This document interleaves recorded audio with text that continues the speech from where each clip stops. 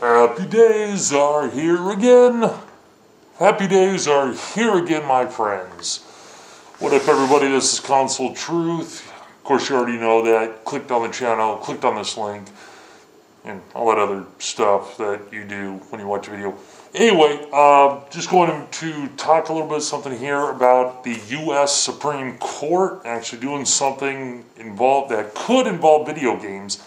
And that's a ruling that they had on the NFL earlier today, and also basically stating that the NFL is 32 separate entities that just work together, as opposed to the NFL being the only entity and the 32 teams basically being subsidiaries.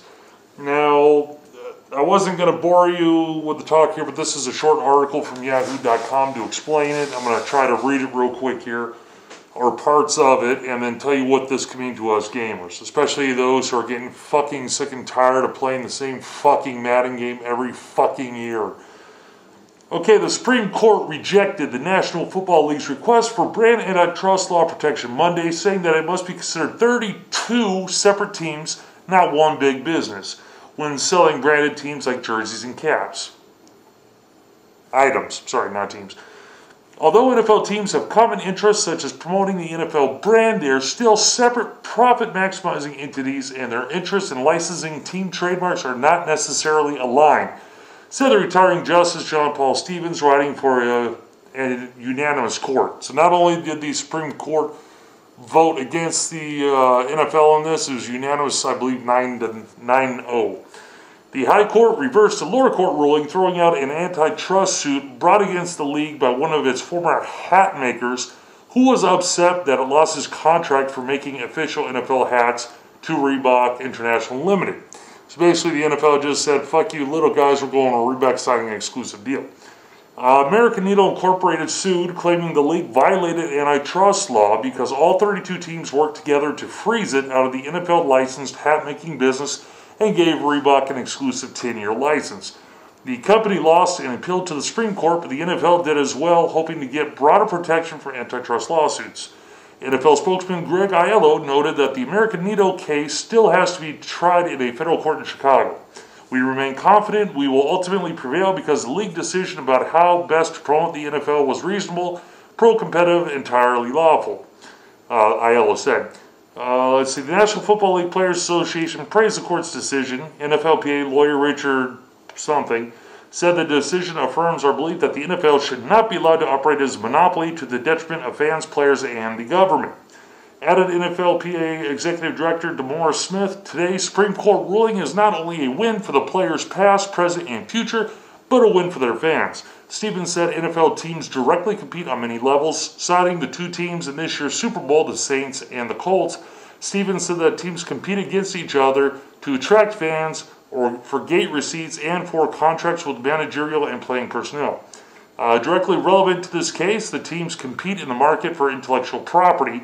To a firm making hats, the Saints and the Colts are two potentially competing suppliers of valuable trademarks.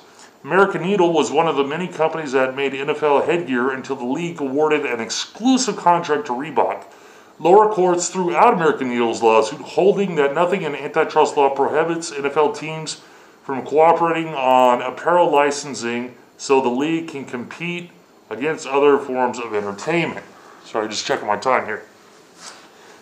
But the High Court turned away that theory. Decisions by NFL teams to license their separately owned trademark collectively and to only one vendor are decisions that deprive the marketplace of independent centers of decision-making and therefore of actual or potential competition.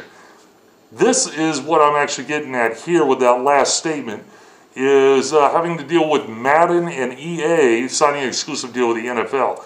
Basically what this is saying, even though they're only talking about apparel right now, they're going on saying that as far as merchandising for the NFL, which video games do constitute as merchandising because it's promoting the product that is in said game to get people to watch a game, to buy products or further products. And also, if I'm not mistaken, since the NFL has a contract, they obviously got paid by EA, so they're getting money from this merchandise as well, although it's interactive.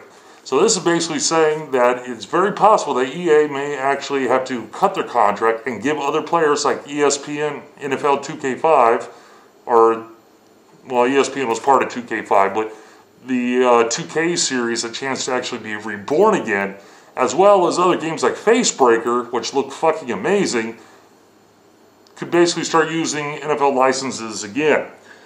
Let's see. If the fact that potential competitors shared in profits or losses from a venture meant that the venture was immune from antitrust laws, then a cartel could evade the antitrust laws simply by creating a joint venture to serve. The argument that the NFL teams also need each other to play in NFL season also doesn't work, blah, blah, blah. Let's see.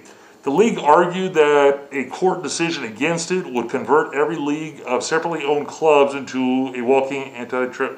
You know what?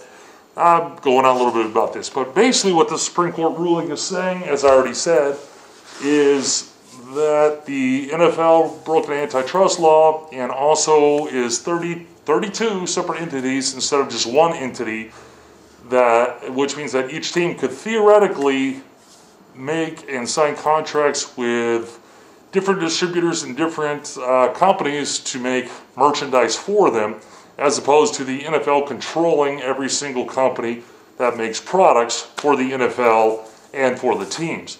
Which, like I said, this is great news as far as people that like football games, which I do myself, but I haven't bought a Madden game since Madden 07, I think, because to me they're all the same. I played other ones, rented, but that's about it. And I want the 2K series to come back.